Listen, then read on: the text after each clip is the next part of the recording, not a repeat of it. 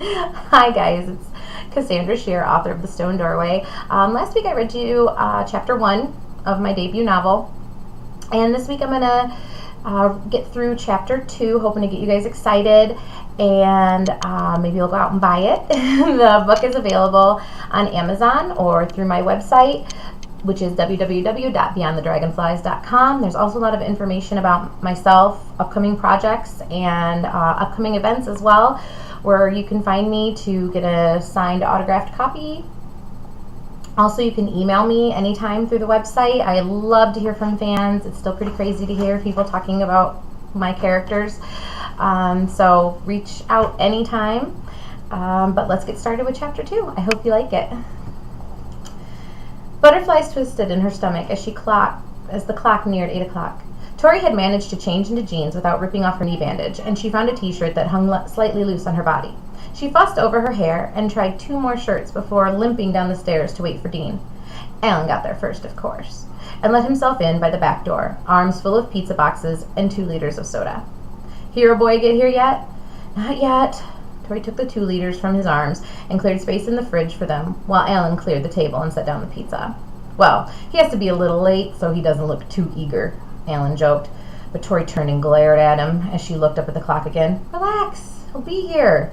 As if on cue, headlights shined through the front windows, lighting up the back kitchen well. See, do you want me to go let him in?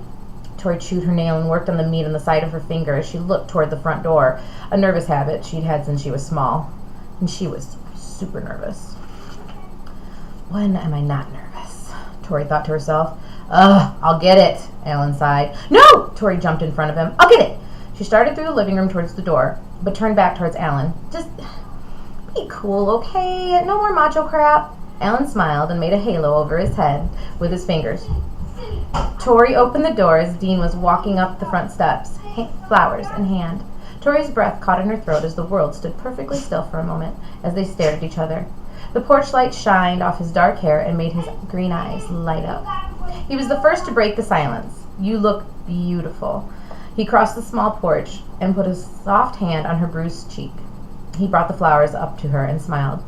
You brought me flowers? No, they're for Alan. Dean laughed and handed her the bouquet. Of course I brought you flowers, he said in a low, sweet tone. Tori grinned and stepped aside. Come in. After the pizza was eaten, Dean helped clear the dishes from the table as Alan and Tori cleared the rest of the dinner remnants from the kitchen. So where's your mom at anyway? Dean asked as he spilled the uneaten crust into the trash can. Conference in Chicago. Tori handed the remaining half 2 liters to Alan, who stood with the fridge door open, rearranging condiments to fit the leftover pizza and soda. Tori's wrist still throbbed, and it looked like the swelling had only gotten worse as the ace bandage was exponentially tighter than it was an hour ago. Alan closed the door to the fridge and nodded toward her wrist. I've got an old splint at my house. I can go get it for you, T. He grabbed the empty pizza boxes and headed out the back door. He seems to really care about you, Dean said from the sink. Yeah, he does, but it's not like that. He works and goes to college, but I think he just gets lonely. Plus, being in that house is like living with a ghost. Tori made her way to the sink and began rinsing the plates. Yeah, I get that. We moved 1,000 miles to get away from our ghost, Dean said.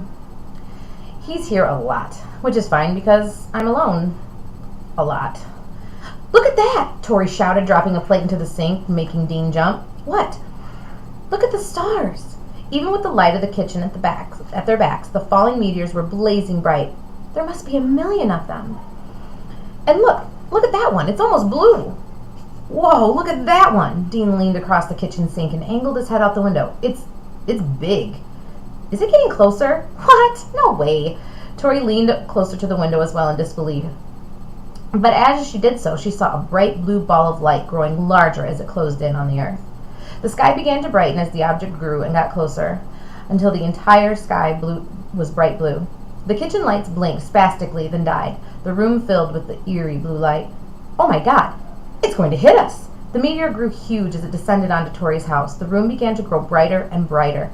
Tori and Dean shielded their eyes from the intrusive light, crouching behind the counter. Suddenly, the room began to vibrate, the floor rumbling underneath them. It was soft at first, but grew quickly into a roar of quaking walls. Glasses, dishes, and knickknacks crashed to the floor, shattering into 1,000 pieces. Dean covered Tori with his upper body to shield her as a kitchen chair toppled against the counter above them. The ear-deafening roar drowned out the sound of the breaking glass and falling furniture, but they both looked up as the back door flew open and a terrified Alan threw himself into the kitchen. He frantically crawled across the kitchen floor over the broken glass, batting the chair out of his way. He crouched on the floor next to Tori and Dean. The blinding light filled the room, piercing their ears, and the horrible ear-splitting roar pressed until it felt as if their ears might rupture. The windows above the sink burst against the pressure of the sound. Then boom! And then silence. The lights flickered back on as the three still cowered on the floor, faces hidden and hands pressed to their ears. Slivers of glass covered them from the window above the sink. Tori looked around the kitchen, which was in shambles. They all sat up slowly, letting the glass slide off of them. "Are you guys okay?" Dean asked. "What was that?" Alan asked as he stood. "There's no way that thing actually fell here," Tori said as she stood with Alan and Dean's help. "Right?" She wasn't so sure, and she didn't think the guys were either. Alan made his way across the kitchen, stumbling over the furniture and dishes, and opened the back door. "Oh my God," he whispered. The light casting through the back door turned Alan's face blue. "What is it?" Tori said, sounding small even to her own ears. Instead of answering, he motioned for them to come over to him silently. Dean and Tori carefully made their way to the open back door, and their feet skidding on broken plates and glassware. Tori tripped on the fallen remains of one of the kitchen chairs, but Dean caught her before she fell. "That's twice today he saved me," she thought. Alan moved aside to let them in the doorway, and as Tori wrapped around the threshold, she saw it.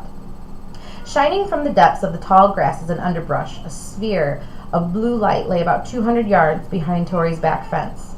"What is that?" Without answering, Alan grabbed Tori's hoodie off the floor, shaking off the broken glass. He threw it to her. "We're going to find out." "Flashlights?" Dean asked, also in motion now, grabbing his own jacket from under a kitchen chair. "Top drawer," Alan answered. Tori shoved the hoodie over her head and watched as the boys collected flashlights, testing them all and shoving extra batteries hurriedly in their pockets. Wait, what are we doing? Should we even go out there?" Tori asked. Could it be dangerous? Or, I don't know, radioactive?" "We've got to check it out, T-Bird," Alan said, stepping out onto the back steps. Dean handed Tori a flashlight and smiled as he touched her arm reassuringly. "It's okay. We'll be fine." He shrugged on his coat and then headed out into the night after Alan. "Yay for an adventure," Tori sighed as she reluctantly followed the guys into the yard. Alan had to force the rusty gate open, but it finally gave with a creak. The gate opened to an overgrown path that led back to the field of sparse trees and scrub oak. The grass had cattails, and cattails were taller than Tori in some spots, and the scrub oak grabbed at her clothes as they pushed their way down the trail. As they neared the object, they didn't even need the flashlight. The blue lights rode on a weird mist that had formed and swirled around them. Light wasn't a problem. The air was also thick with a sulfur smell that burned Tori's nostrils and stung her eyes. Alan coughed ahead of her against the stench, and Dean rubbed his face with his arms before reaching back and taking her hand.